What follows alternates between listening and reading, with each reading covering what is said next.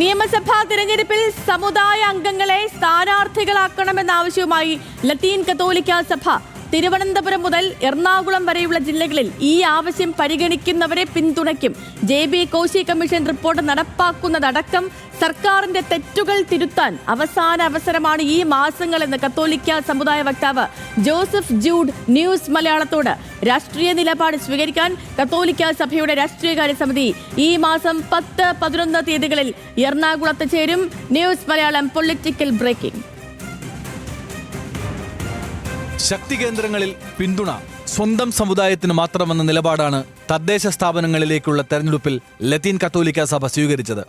ഈ നിലപാട് ശരിയായിരുന്നുവെന്ന് തെരഞ്ഞെടുപ്പ് ഫലം സൂചിപ്പിക്കുന്നുവെന്ന് കത്തോലിക്ക സഭ വക്താവും KRLCC വൈസ് പ്രസിഡന്റുമായ ജോസഫ് ജൂഡ് ന്യൂസ് മലയാളത്തോട് പറഞ്ഞു. പതിവിൽ നിന്ന് വ്യത്യസ്തമായി നമ്മുടെ സമുദായത്തിന്റെ പ്രധാനപ്പെട്ട ആവാസ മേഖലകളിലൊക്കെ തന്നെ കൂടുതൽ സ്ഥാനാർത്ഥികളെ മത്സരിപ്പിക്കാൻ രണ്ട് മുന്നണികളും തയ്യാറായിരുന്നു.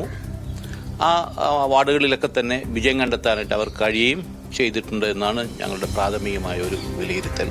ഇതേ നിലപാട് തന്നെയാണ് വരുന്ന നിയമസഭാ തെരഞ്ഞെടുപ്പിലും ലത്തീൻ കത്തോലിക്ക സഭ സ്വീകരിക്കുക. തിരുവനന്തപുരം മുതൽ എറണാകുളം വരെയുള്ള ജില്ലകളിൽ സഭ നിർണായകമാണ്. പൊതുവിൽ നമ്മൾ പറയും ഞങ്ങൾക്ക് പ്രാതിനിധ്യം ഉണ്ടാവണം. അതിനനുസരിച്ച് മിക്കവാറും രാഷ്ട്രീയ പാർട്ടികൾ അതനുസരിച്ച് പ്രവർത്തിക്കാറാണ് പതിവ്. കഴിഞ്ഞ നിയമസഭാ തെരഞ്ഞെടുപ്പിലും അത്തരത്തിൽ തന്നെ പ്രതികരണം ഉണ്ടായിരുന്നു.